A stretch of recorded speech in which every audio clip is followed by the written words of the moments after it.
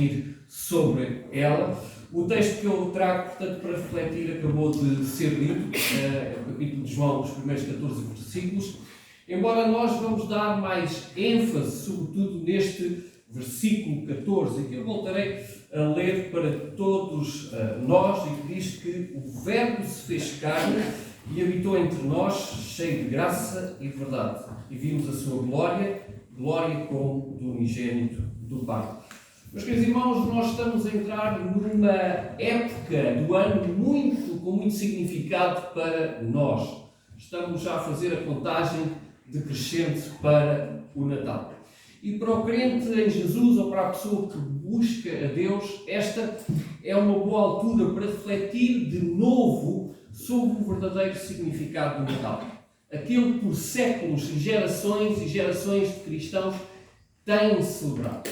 E é uma oportunidade única para nós, entre família, para nós com os nossos vizinhos, com os nossos colegas de trabalho ou de escola, podermos testemunhar acerca de Jesus, acerca do Evangelho e acerca do verdadeiro significado do Natal. E de uma forma natural. E pelo andar dos tempos, como nós temos acompanhado, começa a aparecer uma oportunidade única, ou das poucas oportunidades que o podemos fazer de uma forma natural, em que até o calendário nos ajuda. Então, meus irmãos, vamos estar preparados para receber. Esse é o meu desafio para nós, esta manhã, podermos refletir. Gostaria de partilhar neste texto 3 verdades. A primeira verdade que eu queria partilhar convosco é fazer um resumo da pessoa de Jesus. Nós centramos os nossos pensamentos no versículo 14, mas é preciso nós vermos o contexto deste versículo. O Evangelho de João apresenta Jesus como o Verbo divino que se fez carne, o Criador do universo, a revelação do Pai, o Salvador do mundo, por meio de quem nós recebemos por fé a vida eterna. Mas é interessante que nós vemos que João não começa com a genealogia de Jesus como Mateus ou Lucas, porque o seu propósito é apresentar Jesus como Deus. E dessa perspectiva, ele não tem uma árvore genealógica, nem nos apresenta no seu Evangelho uma. A expressão verbo, usada por João para designar a pessoa de Jesus antes da encarnação, tem o sentido de um ser cuja a existência transcende o tempo. E quando se deu o princípio da criação, e nós podemos ver isso no próprio texto, que o Verbo já era, isto é, já existia e não foi criado. Ele estava com Deus, isto é, com Deus coexistia e mantinha intercomunicação direta, sendo a expressão pessoal da sua inteligência e poder.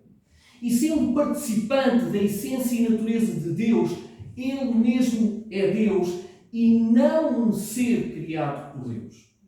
E João recua até à eternidade passada, antes do princípio de todas as coisas, a fim de mostrar que Jesus é antes e acima do tempo, antes e acima da matéria criada. E este é um pormenor fundamental para nós realmente compreendermos acerca do Verbo. O Verbo é Jesus, compartilha da natureza, da essência de Deus. Não é uma energia cósmica, como muitos tendem a apelar por aí. É uma pessoa. É Deus. Jesus não é meramente um anjo diminuído a um ser inferior a Deus o Pai, investido por Ele com autoridade para redimir os pecadores. Ele mesmo é Deus. É coigual com o Pai. Entretanto, João vai tratar da natureza do Verbo. Ou seja, através do texto, ele vai nos mostrar que o Verbo é divino. Ele abre o seu Evangelho e faz uma afirmação categórica, que é um facto, é uma premissa absoluta. No princípio era o Verbo, e o Verbo estava com Deus, e o Verbo era Deus. O Verbo é Deus, e não um mestre moral também, como muitos nos apresentam hoje. E é com este fundamento que João pretende que o seu livro seja lido, pois ele declara a eternidade, a personalidade e a divindade de Cristo. Os feitos e as obras de Jesus são os feitos e as obras de Deus. Caso contrário, o livro seria blasfemo. Jesus é a verdadeira luz, como João nos mostra neste primeiro capítulo e que nós podemos comprovar entre os versos 5 a 9. E verdadeira em oposição a falsa, real ou genuína em oposição a irreal ou artificial. Jesus é a única luz verdadeira e genuína que veio alumiar a humanidade e que guia as pessoas no seu caminho. Mas os versículos 10 e 11 faz-nos uma revelação que a nós nos entristece e que nos faz refletir e pensar, mas o mundo não o reconheceu.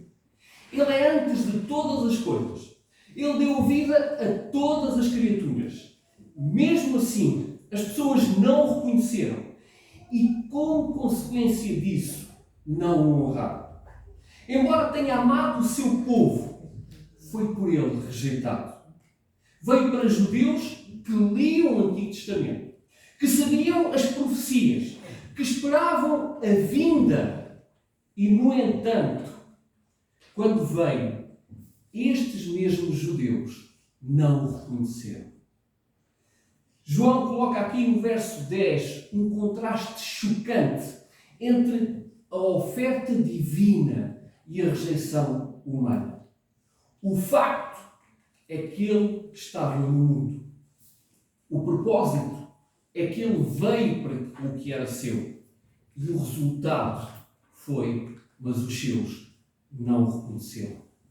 E nos versículos 12 e 13, a salvação saiu das fronteiras de Israel e estendeu-se para o mundo inteiro, porque diz todos quantos o receberam. E esta realidade que Jesus veio visitar-nos dá oportunidade a todos aqueles que creem no seu nome de fazerem parte da família de Deus. Independentemente da cor, independentemente da raça, do país, da condição social ou qualquer outra coisa. Ser da família de Deus implica nascer de novo. Um nascimento espiritual e ter com Ele um relacionamento íntimo e pessoal de filiação. Jesus é apresentado como palavra, como verbo de Deus, eternamente presente com o Pai, igual a Deus na sua essência, como filho de um homem a um ser humano. Aquele por meio de quem Deus criou tudo, como nos diz em Hebreus, no capítulo 1, no versículo 2, disse Deus. A fonte da vida para homens mortos, a quem não foi dada vida porque a própria vida estava nele. O meio pelo qual era possível tornar-nos filhos do próprio Deus. E este Jesus, a palavra, este verbo, veio habitar connosco. E esta é a segunda verdade que eu gostaria que nós pudéssemos guardar e refletir nesta manhã. E é a primeira parte do versículo 14, e que nos diz: e o verbo se fez carne e habitou entre nós. E este verso é um resumo ou a conclusão dos versículos anteriores, pelo qual nós passamos os nossos olhos, dos versículos 1 até ao versículo 13. Como chegamos nós a beneficiar desta pessoa? É a pergunta que nós podemos fazer. Como conhecê-lo? E no versículo 4, João dá-nos a resposta. João afirmou que o Verbo se fez carne. Depois de afirmar a perfeita divindade do Verbo, João agora vai afirmar a sua perfeita humanidade. Jesus não foi apenas uma aparência de carne ou de homem. Ele tornou-se carne. O Verbo, a expressão visível de Deus, adquiriu a natureza de homem, fez carne. Como as nossas palavras manifestam aquilo que nós somos. Um versículo de Mateus 12:34 que diz que a boca fala do que o coração está cheio.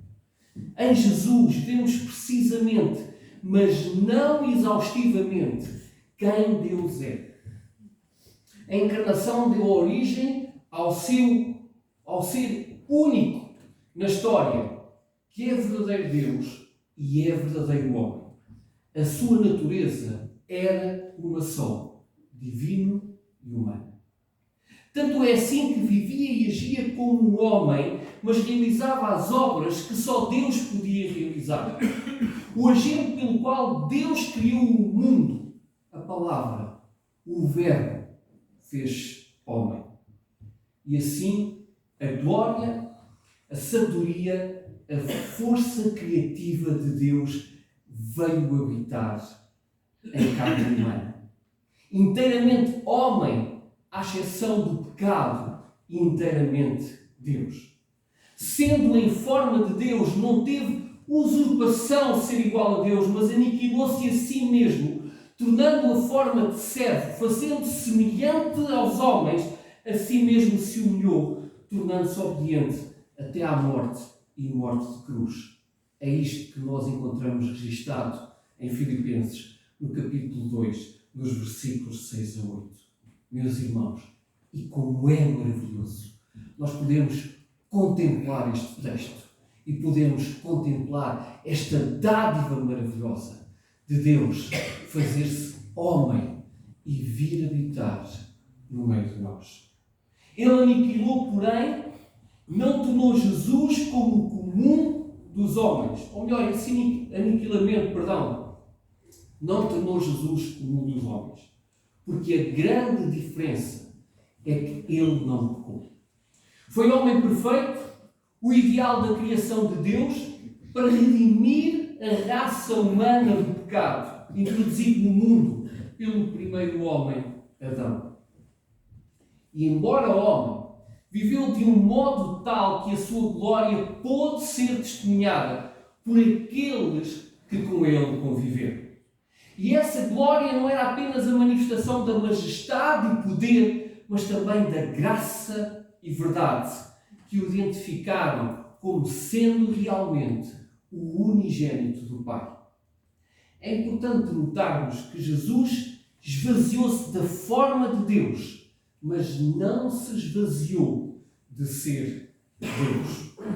Veio habitar, e literalmente gostava de chamar a vossa atenção, a nossa atenção nesta manhã, porque esta expressão de veio habitar, literalmente no original, quer dizer que armou a sua tenda, ou mesmo indo mais à letra, quer dizer que tabernaculou, em alusão ao tabernáculo no deserto. Aquela que era a morada de Deus entre o seu povo, como foi para o povo de Israel, enquanto eles iam do deserto até à terra prometida. E este é o mesmo milagre que João está aqui a falar, de Deus habitar entre os homens. E, meus queridos irmãos, isto é maravilhoso. Isto deve-nos dar regozijo realmente por dentro. E Êxodo 29, 45 a 46 diz: e habitarei no meio dos filhos de Israel, e serei seu Deus, e saberão que eu sou o Senhor seu Deus, que os tirou da terra do Egito, para habitar no meio deles. Eu sou o Senhor seu Deus. Mas o tabernáculo era intocável para a pessoa comum. E a missão do Verbo encarnado não foi apenas a de revelar, mas também a de redimir, conforme declarado nos versículos 12 e 13 deste mesmo texto. Era necessário Jesus morrer para nos livrar a nós da morte, mostrando pelo ensino e exemplo o Deus que o homem nunca poderia ver no seu pecado. E como diz Hebreus 2,14, visto que os filhos têm participação comum de carne e sangue, destes também ele igualmente participou, para que, por sua morte, destruísse aquele que tem o poder da morte, a saber, o diabo. Meus queridos irmãos, isto leva-nos a uma terceira verdade que eu gostaria de refletir convosco também nesta manhã, e que está na segunda parte do versículo 14, e que nos diz: cheio de graça e de verdade, e vimos a sua glória, glória como do unigênito do Pai. A carne não podia esconder a glória de Deus. Homem verdadeiro, mas com uma glória inextinguível. A glória do unigênito Filho de Deus. Os filhos adotados de Deus participam da sua natureza. Mas só o Filho unigênito de Deus é Deus por natureza, como nos diz a continuação deste texto, nos versículos 17 e 18. Qual foi essa glória? A glória. Não o brilhar de uma luz divina, resplandecente, visível. Embora talvez João tivesse também em mente a transfiguração.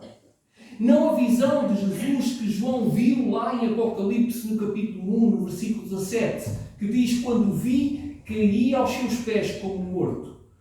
Qual foi essa glória? O versículo nos responde: glória e verdade. E vimos aqui a graça de Deus para com os homens. Jesus manifestou-se cheio de graça e de verdade. E estes dois conceitos não podem ser separados. Em Cristo eles estão em plena harmonia. Graça é um dom completamente imerecido. Algo que jamais poderíamos alcançar pelo nosso próprio esforço. E o facto de Jesus ter vindo ao mundo para morrer na cruz pelos pecadores está além de qualquer merecimento humano. Graça. De quem chorou sobre Jerusalém ao contemplar a dureza do seu coração em rejeitá-lo. Graça. De quem salvou tantos. E verdade. Ódio pela mentira e pela hipocrisia. Intolerante ao desejo de tentar ser fiel a este mundo e a Deus ao mesmo tempo. Como diz o salmista no Salmo 86:15, mas tu, Senhor, és um Deus compassivo e bonito, paciente e grande em misericórdia e verdade. Resumindo, Jesus revelou a glória de Deus. Meus queridos irmãos, e em conclusão, o Natal, então, é isto. É tempo de lembrar a glória de Deus a brilhar no homem.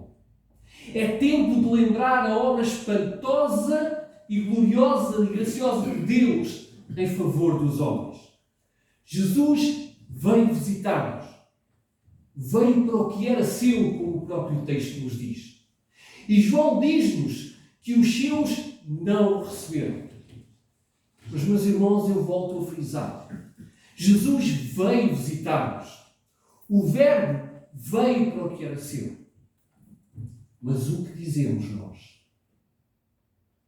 A compreensão da natureza e da missão de Jesus é de suma importância para nós, porque Ele é o centro da nossa fé. Cercados como estamos de tantos ensinos heréticos, aceitemos este testemunho idóneo daqueles que não falaram de lendas, nem de sabedoria humana, mas da glória do Verbo encarnado na pessoa de Jesus.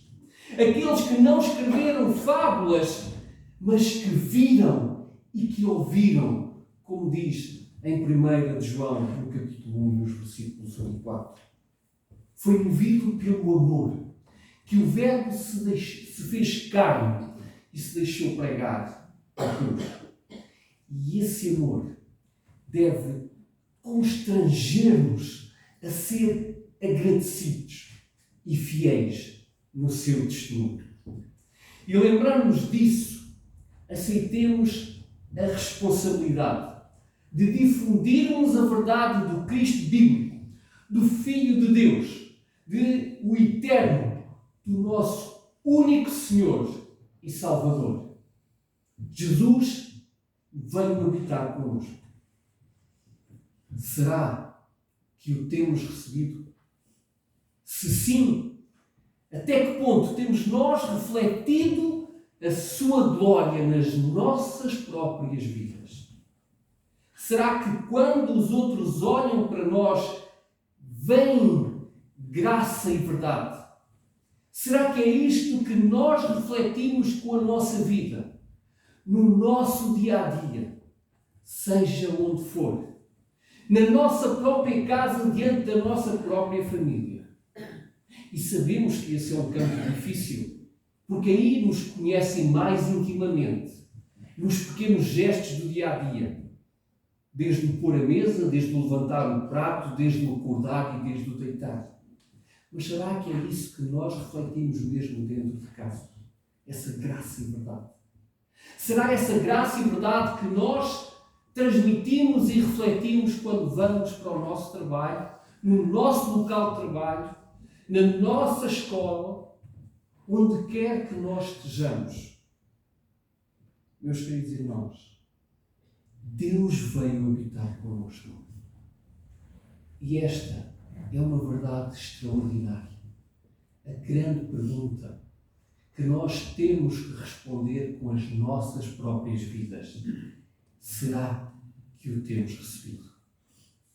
Que esta quadra que nós vamos atravessar, que a aproveitemos para transmitir essa graça e verdade a todos aqueles que nos rodeiam. Que o Senhor verdadeiramente nos abençoe, mas também que o Senhor verdadeiramente nos incomode a podermos partilhar, a podermos refletir esta graça e verdade que é Jesus Cristo, o nosso único Senhor e Salvador. Vamos orar.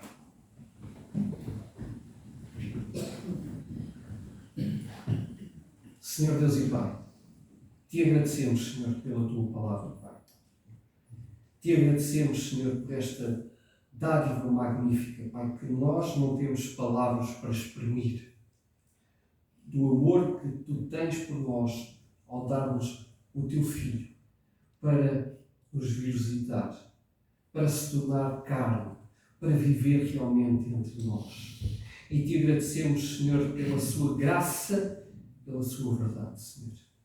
Obrigado, Senhor, porque morreu na cruz um dia por nós. Senhor, te agradecemos o dia em que entrou nas nossas vidas e a transformou por completo. Senhor, que tu nos possas usar para que esta verdade, para que esta graça não fique presa em nós, que nós não possamos guardar para nós mesmos, mas que possamos refletir no mundo que nos rodeia, Senhor. Usa-nos, Senhor, para que não fiquemos calados, Senhor.